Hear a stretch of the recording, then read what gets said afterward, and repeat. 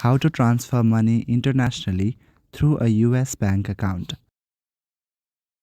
Transferring money internationally through a US bank account is very straightforward.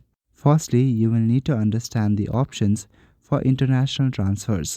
There is the traditional method, which is bank wire transfer.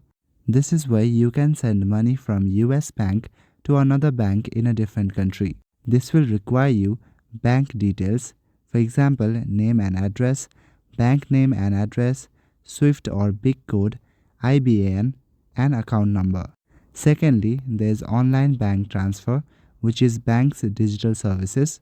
Many US banks offer online international transfers through their apps or websites. This is very faster than traditional wire and sometimes cheaper.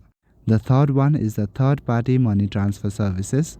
Services like Wise, Remitly, PayPal, and Revolut are popular. To transfer money, you will need to gather recipients' information, their full name, bank account number, bank SWIFT or BIC code, IBAN, and bank address. Then log into your bank. After that, simply enter the transfer details, review your fees and exchange rate. Then lastly, confirm and send your money. That's all for today. Thank you.